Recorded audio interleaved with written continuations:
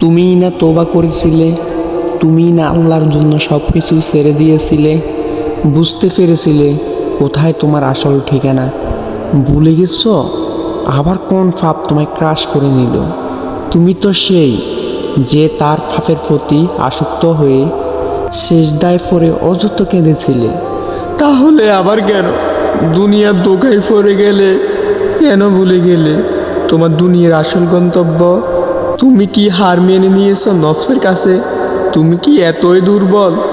তুমি কি ভুলে গেছো তুমি কার বান্দা? কে তোমার রব? তোমার রব তো সর্বশক্তিমান। সর্বশক্তিমানের বান্দা কি কখনো দুর্বল হয় নাকি? মৃত্যু পর্যন্ত লড়াই করো তুমি, দেখিয়ে দাও তোমার ইমানের পাওয়ার। শয়তানের দোখায় পড়ে অনেক পাপ করে ফেলেছো, তাই নিরাশ হয়ে গেছো তুমি, তাই না? তাই নিরাশ হয়ে গেছো তুমি। তুমি তো জানো তিনি অনেক মহান, তিনি তোমাকে ক্ষমা করার জন্য অপেক্ষা করছেন। তাই ফিরে এসো তার দুয়ারে, যে দুয়ার কখনো বান্দার জন্য বন্ধ থাকে না।